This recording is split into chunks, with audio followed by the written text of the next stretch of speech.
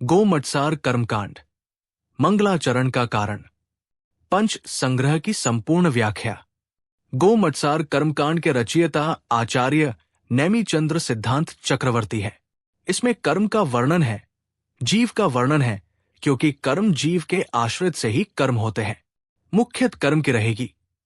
किसी भी ग्रंथ को प्रारंभ करने से पहले 6 बातों का विचार करते हैं: नाम, प्रमाण, कर्ता, निमित्त, हेतु और मंगल। 1. नाम गोमटसार कर्मकांड। 2. कर्ता, मूलकर्ता, अर्थकर्ता, उत्तरकर्ता। मूलकर्ता तो जिनेंद्र भगवान है। इस काल के शासन नायक महावीर स्वामी जी है। अर्थकर्ता, ये जो ग्रंथ महावीर स्वामी जी ने कहा है उसे अर्थ रूप में गौतम गंधर स्वामी जी है। उत्तरकर्ता, गंधर भगवान से लेकर 683 वर्ष तक जो आचार्य परंपरा चलती रही है वो सब उत्तरकर्ता है, तथा उसके बाद भी अब तक ग्रंथ रचने तक सभी आचार्य उत्तरकर्ता है। वर्तमान में आचार्य नेमिचंद्र सिद्धांत चक्रवर्ती जी है। 3. ग्रंथ का प्रमाण यानी ग्रंथ कितना बड़ा है। प्रमाण शब्द गाथाएं, अधिकार आदि से निकालते हैं। इस ग्रंथ में 9 अधिकार तथा 972 गाथाएं हैं। जीवकांड में 734 गाथा थी। संख्यात शब्द है।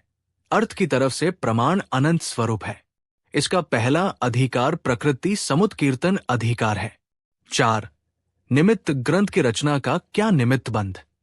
गोमट नाम के राजा ने आचार्य जी से निवेदन पर यह ग्रंथ की रचना हुई। नामकर्म के 41 सत्व है, वे जीव पदों में कैसे लगेंगे, तो उसे समझाने के लिए आचार्य जी ने षटखंडागम, जयधवला का सार लेकर गोमटसार जीवकांड, कर्मकांड, लब्धिसार, क्षपणसार इन ग्रंथों की रचना करी उत्पत्ति हुई। 5. हेतु, इस ग्रंथ का फल साक्षात फल है और परंपरा फल है। साक्षात फल में अज्ञान की निवृत्ति होती है, कर्मों की निर्जरा होती है, परिणामों की विशुद्धि बढ़ती है, कषायों की हानि होती है।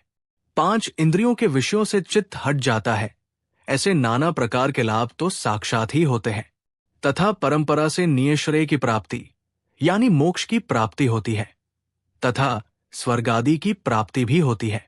6. मंगल यानी जिसके द्वारा सुख की प्राप्ति होती है, पाप का नाश होता है, सुख की उत्पत्ति हो, निर्विघ्न कार्य की समाप्ति हो, शिष्टाचार का पालन हो, नास्तिका का परिहार हो, मोह राग द्वेष मिट जाए, वो मंगल है। पंच संग्रह, गोमटसार अपर नाम पंच संग्रह है। जीवकांड और कर्मकांड में 5 बातें हैं। 1 बंधक, 2 बंध स्वामी, 3 बंध्यमान, 4 बंध हेतु, 5 बंध भेद। इन्हीं 2 ग्रंथों में 5 भेद को पंच संग्रह कहते हैं। 1. बंधक, जो बंध कराता है वो बंधक है। बंध जीव करता है। पूरे जीवकांड में बंधक का वर्णन है। 2. बंध्यमान, बंधने योग्य, कर्म प्रकृतियां बंधने योग्य होती है। मूल प्रकृति, उत्तर प्रकृति उसका नाम बंध्यमान है। कर्मकांड का पहला अधिकार ही बंध्यमान का है।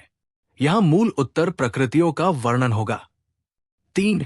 बंध स्वामी, बंध का स्वामी कौन है, यानी कौन सी प्रकृतियों का स्वामी, कौन कौन से गुण स्थानों वाले जीव है। तो गुण स्थानों में कर्म प्रकृतियों का वर्णन है। बंध के उदय को सत्व को बंध्य स्वामी है। 4. बंध हेतु, किन कारणों से बंध होता है वो बंध हेतु है। कर्मकांड में प्रत्यय अधिकार आएगा, उसमें बंध के हेतु का वर्णन है। 5. बंध भेद, बंध के प्रकार प्रकृति, स्थिति, अनुभाग, प्रदेश, ये बंध के भेद है। इसलिए इन 5 बातों का संग्रह इस जीवकांड कर्मकांड में किया है। इसलिए इस ग्रंथ का दूसरा नाम पंच संग्रह है। पूर्वाद यानी जीवकांड में जीव के स्वरूप का बंधक को विस्तार से कहा गया है। यहां कर्मकांड में बंध्यमान, बंध स्वामी, बंध हेतु, बंध भेद, ये 4 बातों का वर्णन है। अब अनादि काल से संबंध रखने वाले कर्म का कथन का विस्तार से वर्णन करने के लिए कर्मकांड महाअधिकार का आरंभ होता है। गोमटसार से मंगलाचरण का कारण और पंच संग्रह कहने का कारण की व्याख्या पूरी हुई। ये व्याख्या विकास जी छाबड़ा जी के व्याख्यान से ली गई है। जिनवाणी माता की जय।